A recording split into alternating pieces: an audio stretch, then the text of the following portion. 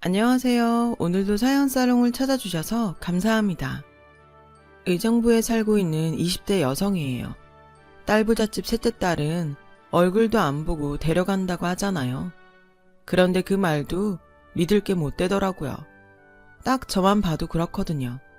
딸만 셋인 집에 셋째 딸로 태어난 저는 동네에서 알아주는 못난이였어요. 배우 뺨치게 생긴 두 언니와는 정말 하늘과 땅 차이였죠. 그러니 당연히 미운 오리 새끼였고요. 이모들은 저를 볼 때마다 누굴 닮아서 이렇게 못생겼냐고 타박이었어요. 아니, 못생긴 게 제 탓인가요? 그런데도 제 탓인 양 몰아세우는 통에 어린 마음에 상처도 많이 받았어요. 억울한 마음에 울기도 많이 울었고요. 그때마다 절 감싸준 건 부모님이었어요. 고슴도치도 제 새끼는 하마하다고 남들 눈에는 몰라도 저희 부모님 눈엔 제가 예뻐 보였던 거죠. 서연아, 아름다움은 내면에서부터 우러나오는 거란다. 그러니 너무 외모에 신경 쓰지 마라. 아빠는 늘 제게 이렇게 말씀하셨지만 그 말은 조금도 위안이 되지 않았죠. 내가 녹차티백도 아니고 아름다움이 우러나올 때까지 어떻게 기다리냐고요.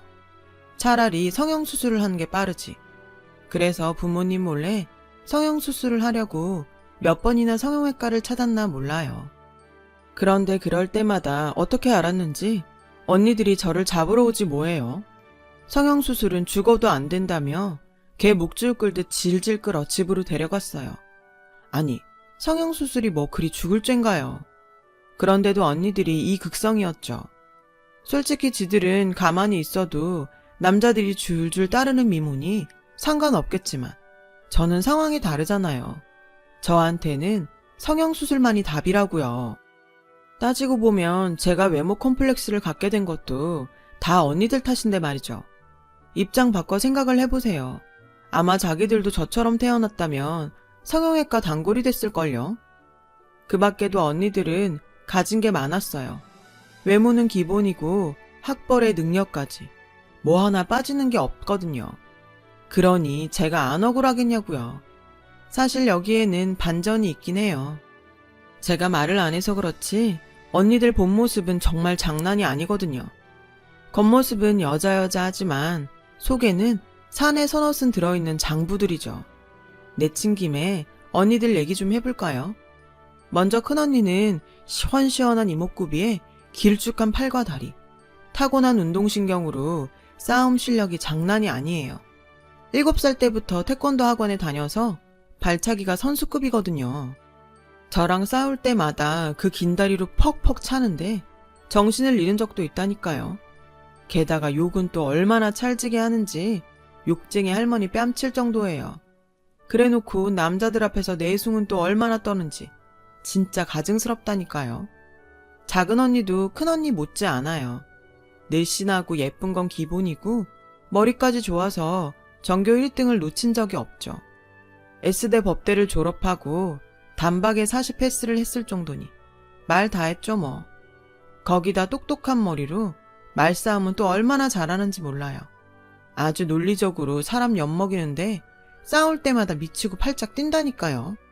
어찌나 혓바닥을 칼처럼 휘두르는지 그 혀에 맞으면 내상이 한달은 가요.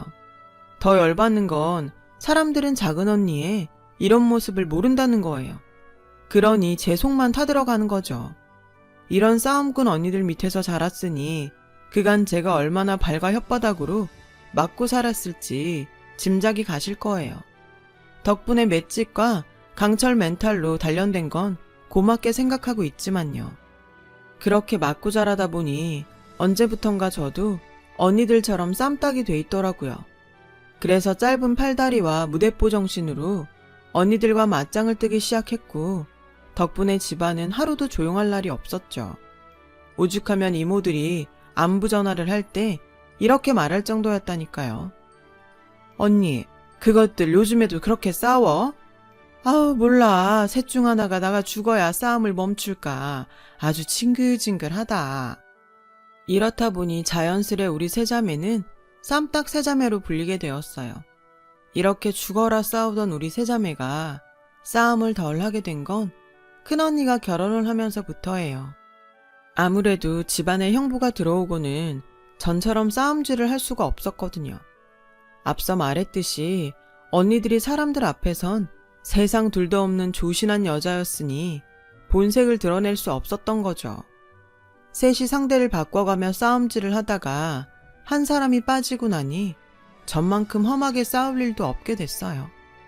그렇다고 작은 언니랑 제가 아예 싸움을 안 했다는 건 아니고요. 간간히 크고 작은 싸움은 있었어요. 그러다 아예 싸움을 끄는 건 둘째 언니마저 결혼을 하면서였어요. 싸울 상대도 없는데 저 혼자 싸울 일은 없었으니까요. 두 언니가 시집을 가고 몇 년간은 집안이 절간처럼 조용했어요. 부모님과 저는 태평성대를 누리며 평화로운 일상을 보낼 수 있었죠. 하지만 그 평화는 오래가지 않았어요. 그건 바로 제 결혼 때문이었죠. 언니들과 달리 남자들한테 인기가 없던 저는 23살이 되어서 처음으로 남자를 사귀게 되었고 사귄 지 반년도 안 돼서 결혼을 하게 되었거든요. 얘랑과 저는 대학교 4학년 때 만났어요. 우리는 졸업을 앞둔 취업 준비생이었던 탓에 스터디 모임에서 만났죠. 얘랑의 첫 인상은 방금 순정 만화를 찍고 나온 남자 주인공 같았어요. 훤칠한 키에 여자보다도 예쁜 얼굴, 거기다 비비크림을 잘 펴바른 것처럼 탐스럽고 뽀얀 피부는 여심을 흔들기 충분했어요. 그런데 희한하게도 여친이 없더라고요. 어디를 가도 여자들 관심을 한 몸에 받는데 말이죠. 나중에야 알았지만 얘랑에게는 외모와 재력, 학벌을 뛰어넘는 엄청난 단점이 있더라고요. 그건 바로 몸을 너무 사린다는 거였죠. 책장에 손이 베일까봐 골목 끼고 책을 보는 건 기본이고 놀이기구 타다 사고라도 날까봐 놀이공원도 안 가요. 그뿐인가요? 급체로 죽을까봐 음식도 수십 번씩 꼭꼭 씹어서 먹고요. 길거리를 걸을 때도 늘 저를 차도 쪽에 방패처럼 세우고 걸어요. 혹시라도 차가 달려들어 자기를 칠까봐요. 그 밖에도 엄청나게 많지만 일일이 말하다간 날 셀 테니 그만할게요. 그런데 예비 시어머니를 만나보니 얘랑이 이러는 이유를 알겠더라고요. 우리 애가 귀하디 귀한 7대 독자란다. 사주도 좋아서 다 가지고 태어났는데 하필 명줄이 약하다지 뭐니. 그래서 늘 조심하고 있다만 그게 나만 잘한다고 사고가 안 나겠니? 그래, 용한 보살님을 찾아가 물었더니 명줄을 잃을 방법이 있다더구나. 방법이 있는데 두고만 볼 수도 없고 김보살 말이 며느리 얼굴에 칼을 조금 대면 우리의 명이 길어진다더구나. 그래서 말인데 아가 이참에 너한테 부탁 하나만 하자. 너 성형수술 좀 하면 안 되겠니? 꼭 우리의 명줄 때문만은 아니다. 솔직히 네 얼굴이 우리의 짝으로 가당키나 하니? 그러니 겸사겸사 성형수술을 하면 누이 좋고 매부 좋은 거 아니겠니? 성형수술비는 걱정하지 마라. 내가 다 낼 테니 넌 몸만 오면 돼. 아가, 성형수술 해줄 거지?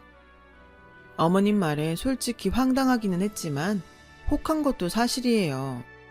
안 그래도 성형수술 노래를 부르고 살았던 전데 게다가 돈 한 푼 안 들이고 수술도 하고 얘랑 명줄도 있는다는데 도랑치고 가재 잡는 거잖아요. 거기다 자기 아들 명줄 이어준 며느리를 어머님이 좀 예뻐하시겠어요? 그래서 냅다 그러겠다고 했어요. 그런데 그 이야기를 들은 저희 식구들은 방방 뛰며 결사 반대를 하지 뭐예요. 특히 드센 두 언니들이요. 뭐? 성형수술? 너 아주 미쳤구나. 그 여자도 완전 미친 또라이네. 지 아들 명줄 있는데 왜 남의 자식 얼굴에 칼을 대겠다고 지랄이야. 꿈도 꾸지 말라 그래. 큰언니는 버럭 소리를 지르고는 정신 차리라며 제 머리통을 쳤어요. 그러자 이번엔 작은 언니가 나섰어요. 요즘 세상에 아직도 그런 미신을 믿는 비이성적인 인간이 있다는 게 놀랍다. 맹추야, 넌 그런 소리를 듣고 가만히 있었어? 넌 머리를 장식으로 달고 사니? 됐고, 그 결혼 당장 때려쳐. 사람이 무식해도 정도가 있지. 엄마, 쟤 이 결혼 절대 시키지 마. 언니가 뭔데 그래. 이건 내 결혼이야. 이 멍청아, 그런 인간들 안 봐도 뻔해. 앞으로 무슨 일 있을 때마다 미신이 어쩌고 무당이 어쩌고 하면서 너한테 말도 안 되는 욕을 할 거라고. 넌 그딴 집에 들어가 살고 싶니? 결혼 못해 죽은 귀신이라도 붙었어? 네가 멍청한 줄은 알았지만 이 정도일 줄은 몰랐다. 너 어디가 좀 모자란 거 아니니? 그런 인간들하고 왜 쌍종을 해? 정신 차리고 당장 헤어져. 작은 언니는 거친 혓바닥을 휘둘러댔고 부모님 역시 언니들과 같은 생각이라며 이 결혼은 없던 일로 하라고 하셨어요. 하지만 저는 그럴 수 없었어요. 이 남자가 아니면 언제 제가 이렇게 멋진 남자 짝이 되겠어요. 게다가 저도 성형수술해서 남들처럼 예쁜 얼굴로 살고 싶기도 했고요. 다들 왜 이래? 이건 내 인생이야. 죽이겠다는 것도 아니고 공짜 성형수술 해준다는데 뭐가 문제야? 혹시 내가 예뻐질까봐 샘나서 그래? 평생 못난이로 살길 바랬던 거야? 엄마 아빠도 그러는 거 아니야. 이따위로 나왔으면 솔직히 엄마 아빠가 진즉에 수술이라도 시켜줬어야지. 딸한테 손 놓고 있는 엄마 아빠 대신 시어머니가 수술까지 시켜준다는데 엎드려 절은 못할 망정 판을 깨겠다고? 그러고도 내 부모야? 진짜 내 친부모 맞냐고. 이럴 거면 낳지를 말지 왜 낳았어? 왜 낳아서 사람 비참하게 만드냐고. 혹시 나 주워온 애 아니야? 그래서 나한테만 이러는 거 아니냐고. 친자식이 아니니까 대충 밥이나 먹여 키우곤 생색 내보려고 하는 거잖아. 말해봐, 말해보라고. 그 순간 큰언니가 제 뺨을 쳤어요. 충격에 고개가 휘청할 정도였죠. 큰언니는 그러고도 분이 안 풀리는지 저를 무섭게 노려보며 소리쳤어요. 너 말이면 단 줄 알아? 그동안 엄마 아빠가 널 어떻게 키웠는데 그딴 소리래? 친자식이 아니라서 그렇다고? 검은 털 가진 짐승은 거두는 게 아니라더니 널 보니 그 말이 맞네. 피 한 방울 안 섞인 널 배 아파 낳은 자식들보다 더 애틋하게 키운 분들이야. 근데 넌 은혜를 원수로 갚니? 낳아준 부모 아니면 부모도 아니야? 고마움도 모르는 이 배은망덕한 년아. 그 순간 싸늘한 정적이 감돌았어요. 큰언니는 자신이 실수를 한 걸 깨닫곤 놀란 표정으로 입을 틀어막고 말 잘하던 작은언니는 벙쪄 있었어요. 부모님은 말할 것도 없고요. 그게 무슨 소리야? 나 정말 주워온 애야?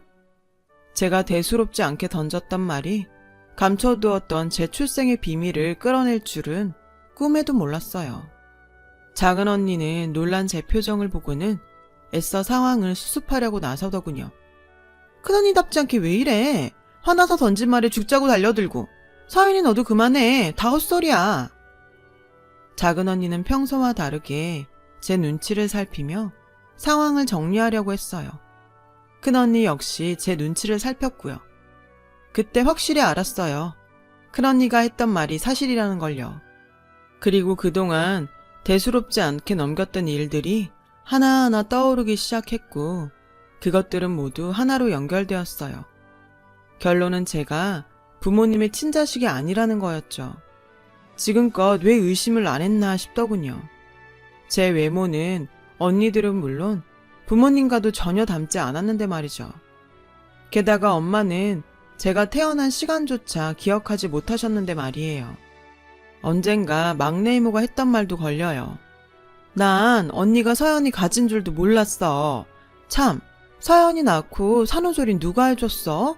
엄마는 둘째 언니 보러 캐나다 가느라 못 해줬을 텐데. 그때 엄마는 당황한 표정으로 아빠랑 언니들이 많이 도와줬다고 했지만 지금 생각해보면 그것도 말이 안 돼요. 당시 큰언니는 초등학교 2학년이었고 작은 언니는 7살이었거든요. 그 어린 딸들이 아빠가 퇴근할 때까지 막 출산한 엄마의 산후조리를 도왔다니 누가 봐도 이상하잖아요. 게다가 병원도 아니고 집에서 산파를 불러서 낳았다는 것도 그렇고요. 순식간에 생각이 정리되니 더 이상 미룰 수가 없었어요. 진실을 마주해야겠다는 생각뿐이었죠. 저는 아빠를 흔들며 물었어요. 제 출생에 대해 이야기해달라고요. 아빠는 어렵게 얘기를 시작하시더군요. 안 그래도 언젠가 얘기하려고 했다. 그러니 내 언니 너무 미워하지 마라. 이렇게 된 이상 뭘 더 숨기겠니? 그런데 서연아, 엄마랑 아빠는 한 번도 서연이가 우리 딸이 아니라고 생각한 적 없어. 언니들도 마찬가지고. 비록 엄마가 널 낳지는 않았지만 피덩이 때부터 넌 우리 가족이었고 지금도 마찬가지야. 저는 태어난 지 얼마 안 돼 배꼽이 아물지도 않은 채로 우리 집 대문 앞에 버려져 있었다고 했어요. 저를 감은 포대기에는 생년월일과 이름이 적힌 메모가 있었고 생모가 남긴 짧은 편지도 있었다더군요. 꼭 찾으러 올 테니 잘 키워달라고요. 제가 말해달라고 한 거였지만 막상 듣고 보니 충격적이었어요. 제 인생이 사라진 기분이었거든요. 그동안 얹혀 사는 주제에 언니들한테 대들고 부모님 속만 썩혀들었던 게 죄송해서 어쩔 줄 모르겠더라고요. 저 때문에 부모님 사랑을 뺏겼던 언니들한테도 정말 미안했고요. 그런데 고마운 줄도 모르고 매번 투정만 부리고 살았으니 언니들이랑 부모님이 보시기에 제가 얼마나 뻔뻔해 보였을까요? 저는 조용히 일어나 방으로 갔어요. 그리고 그날 밤 예랑과 만나 그날 있었던 일과 제 출생의 비밀에 대해 솔직하게 얘기했어요. 속이고 결혼을 할 수는 없으니까요. 예랑은 저를 위로해 주더라고요. 그리고 며칠 뒤 시어머니께서 집으로 저를 부르셨어요. 아무래도 제 사정을 들으시고는 헤어지라는 말을 하실 모양이었죠. 그런데 글쎄 이러시지 뭐예요. 아가, 우리 애한테 얘기 들었다. 얼마나 상심이 크니? 이렇게 된 이상 그 집에 있는 것도 불편하지 않겠니? 어차피 내 며느리가 되기로 한 이상 넌 내 딸이나 진배 없으니 이참에 아예 우리 집으로 들어오는 게 어떻겠니? 결혼 전까지 여기서 살다가 시골리면 그때 가서 분가시켜주마. 그때까지는 내 딸로 살자꾸나. 생각지도 못했던 어머니 말씀에 저는 눈물이 주르륵 흘렀어요. 하루아침에 세상에 벌어진 것 같았는데 이렇게 저를 보다듬어 주시는 분이 계시다니 가슴이 먹먹하더라고요. 그래서 부모님께 어머니 말씀을 전하곤 주말에 바로 시댁으로 들어왔어요. 물론 부모님과 언니들은 엄청 반대를 했지만 더는 폐를 끼치고 싶지 않아서 일부러 냉정하게 뿌리쳤죠. 예비 시어머니께서는 손님방으로 쓰던 작은 방을 저에게 내주셨어요. 아직 결혼 전이니 예랑과 한 방을 쓰는 건 남들 보기 안 좋다시면서요. 저도 그러고 싶지는 않다고 했고요. 어머님께서는 사정을 다 아는 이상 사돈댁에 부담을 주고 싶지 않으시다며 혼수나 예단, 예물 없이 결혼식만 간단히 치르자고 하셨어요. 하지만 그렇게 할 수는 없었죠. 다행히 그동안 성형수술을 하려고 모아둔 돈이 2천만 원 정도 있으니 그걸로 혼수를 장만하겠다고 했어요. 어머님도 정 그렇다면 더는 말리지 않겠다고 하셨고요. 그렇게 저는 가족과 연을 끊고 예비 시댁에서 살게 되었어요. 어머님은 말씀하신 대로 저를 딸처럼 대해주셨고 예랑 역시 곁에서 저를 많이 위로해 주었죠. 그런데 일주일 정도 지나고 났는데 어머님 태도가 완전히 변하기 시작하더라고요. 도우미 아줌마 오지 말라고 했다. 집에 여자가 둘인데 굳이 남의 손을 빌릴 필요가 있겠니?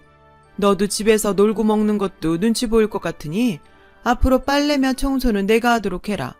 그리고 사람들 눈도 있으니 외출은 삼가 하도록 하고. 알았지? 집안일 돕는 게 뭐 힘든 일인가요? 저희 집에서도 항상 하던 일인걸요. 그런데 집 앞 슈퍼에도 못 나가게 하는 건 솔직히 힘들더라고요. 필요한 건 예랑에게 시키라고 했지만 생리대 심부름을 어떻게 예랑한테 시키겠어요. 그래서 하루는 밤에 몰래 집을 나와 근처 편의점에 갔다 왔는데 그 사이 집안이 난리가 났지 뭐예요. 너 내 말이 말 같지 않아? 밖에 나가지 말라고 했어 안 했어? 예쁘다 예쁘다 했더니 이게 어른 머리 끝까지 기어오르려고 그래?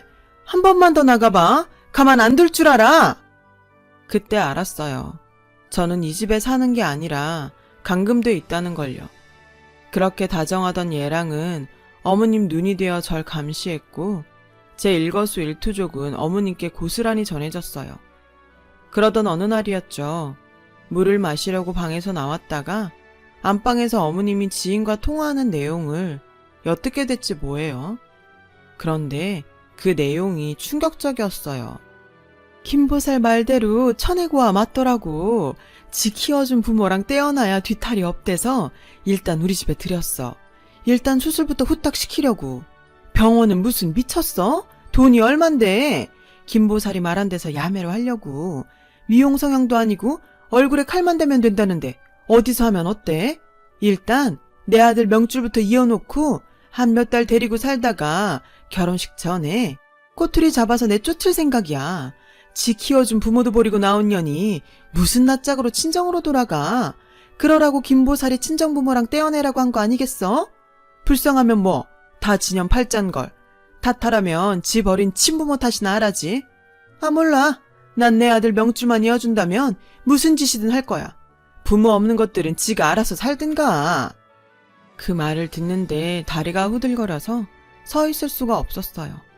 그래서 얼른 제 방으로 돌아와 방문을 걸어 잠궜죠. 머리를 망치로 얻어맞은 것처럼 멍한 게 아무 생각도 안 나고 어떻게 해야 할지도 모르겠더라고요. 그저 눈물만 하염없이 흘렀어요. 당장 우리 집으로 도망치고 싶었지만 그럴 수 없었어요. 매정하게 연도 끊고 나왔는데 무슨 염치로 다시 돌아가요. 저라도 이런 애는 안 받아줄 거예요. 그런데 그때 큰언니한테 전화가 왔어요. 액정에 뜬 큰언니라는 문자를 보니 울컥하더라고요. 저는 망설이다 전화를 받았어요. 조서야, 너 정말 이럴 거야? 정말 우리랑 안 보고 살 거냐고. 좋은 말 할 때 당장 돌아와라. 안 그럼 그 집구석 뒤에 없는다. 야, 이 멍청아, 너 대답 안 해? 나한테 쥐어 터져야 정신 차리겠어? 오랜만에 큰언니의 욕설을 들으니 너무 반갑고 기뻤어요. 그리고 무방비 상태로 울음이 터졌죠. 언니, 나 좀 구해줘. 저는 꺽대며 자초지종을 설명했고 듣는 내내 욕설을 퍼붓던 큰언니는 당장 갈 테니 짐 싸놓으라고 했어요. 한 30분쯤 지났을까요? 초인종이 요란하게 울려댔어요. 그리고는 엄마랑 두 언니가 들이닥쳤죠. 서연아, 우리 서연이 어딨니? 현관을 들어서며 엄마가 소리쳤어요. 느닷없는 엄마와 언니들의 방문에 예비 시어머니는 엄청 당황했죠. 언니들은 달려들어 제 짐을 챙기기 시작했고 엄마는 제 손을 꼭 잡고는 당장 데리고 나갈 기세였죠. 그 모습을 본 어머님은 달려들어 앞을 가로막고 섰어요. 이게 지금 뭐하는 짓들이야? 부모 없는 애 내가 키워준다는데 왜 개떼처럼 몰려와서 이 난리야? 좋은 말 할 때 당장 내 집에서 나가! 그 순간 엄마 얼굴이 터질 것처럼 벌개지더니 버럭 소리쳤어요. 우리 애가 왜 부모가 없어? 엄마, 아빠, 언니들까지 다 있는데 남의 귀한 딸을 꼬드겨서 가둬놓곤 어디서 되먹지 않게 큰 소리야. 내가 당신 수작을 모를 줄 알아? 내 딸을 재물 삼아 당신 아들 명줄 늘리려는 거잖아. 네 자식이 귀하면 남의 자식도 귀하다는 걸 알아야지. 어디서 개수작이야. 내 딸 몸에서 피 한 방울만 나봐. 네 아들 내 손에 죽을 테니까. 뭐? 이 여편 내가 미쳤나? 누구 맘대로 얘를 데려가? 이젠 얜 내 며느리야. 서연이 너 당장 네 방으로 들어가. 어머님이 제 팔을 힘껏 끌어당겼어요. 그 바람에 저는 중심을 잃고 탁자에 부딪히며 바닥에 쓰러졌죠. 탁자 모서리에 찍힌 무릎에선 빨간 피가 번져 올랐어요. 피를 보자 눈이 휙 뒤집어진 큰언니는 죽일 듯이 어머님한테 달려들더군요. 이 아줌마가 미쳤나? 감히 내 동생 몸에 스크래치를 내. 나도 아직 피 한 방울 안 낸 애를. 아줌마, 좋은 말 할 때 사과해.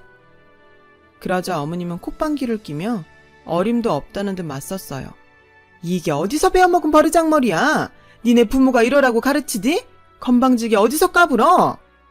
어머님은 리모컨을 큰언니 얼굴에 던지곤 욕설을 퍼부었어요.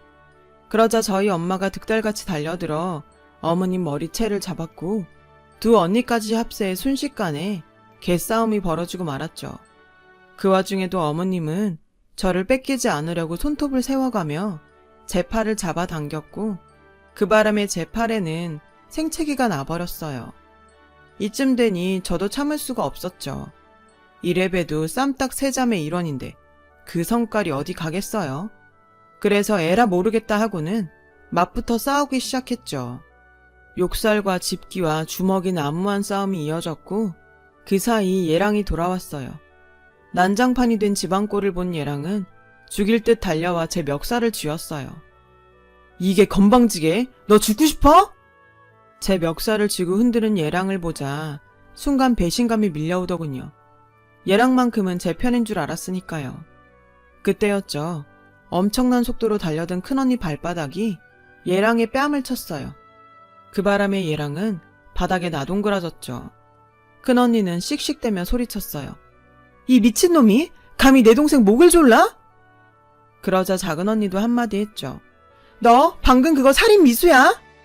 작은언니의 말이 떨어지기가 무섭게 저는 목을 감아쥐고 캑캑거렸어요. 언니, 나 목 졸려 죽을 뻔했어. 뜬금없이 시작된 세 자매의 합동쇼에 모자는 당황한 표정으로 손사래를 쳤죠. 그 사이 엄마는 손에 핸드폰을 쥐고 동영상으로 상황을 찍고 있었고요. 저는 바닥을 구르며 고통스러워했고 큰언니는 119를 불러야 한다며 휴대폰을 들고 난리 부르스를 쳤죠. 작은언니는 변호사 모드로 변신해 어머님과 예랑에게 방금 당신들이 벌인 불미스러운 행동에 대해 법적 대응을 하겠다는 고지를 했고요. 내 모녀의 빈틈없는 메소드 연기에 결국 어머님과 예랑은 무릎까지 꿇고 싹싹 빌어야 했고 이후로도 큰언니의 욕설과 작은언니의 훈계가 1시간 정도 이어진 뒤에야 그날의 개싸움은 막을 내렸어요. 하지만 끝날 때까지 끝난 게 아니라고 집에 돌아온 작은언니는 곧바로 소송 준비에 들어갔고 다음날 바로 모자를 감금 폭행, 노동력 착취, 결혼 사기 등 걸 수 있는 모든 항목으로 소송을 걸었어요. 작은언니의 뛰어난 능력 덕분에 결국 저는 엄청난 합의금과 위자료를 받을 수 있었죠. 거기다 어머님은 형사처벌까지 받아야 했고요. 그리고 그날 내 모녀가 벌인 싸움은 1년이 지난 지금도 가족 모임 때마다 생생하게 회자되고 있답니다. 그리고 한 가지 더. 온 가족이 합심해 제 성형수술을 막았던 이유도 밝혀졌어요. 그건 바로 제 친모 때문이었죠. 혹시라도 우연히 친모랑 만나게 되면 친모가 제 얼굴을 알아볼 수 있도록 원래 얼굴을 남겨두려던 거였어요. 30년이 다 되도록 이사를 안 가고 낡은 한옥집에서 살고 있는 것도 언제 곧 찾아올지 모를 친모를 위해 친모 기억 속에 있는 집 그대로를 남겨두려는 부모님의 배려였고요. 세상에 이런 가족이 또 있을까요?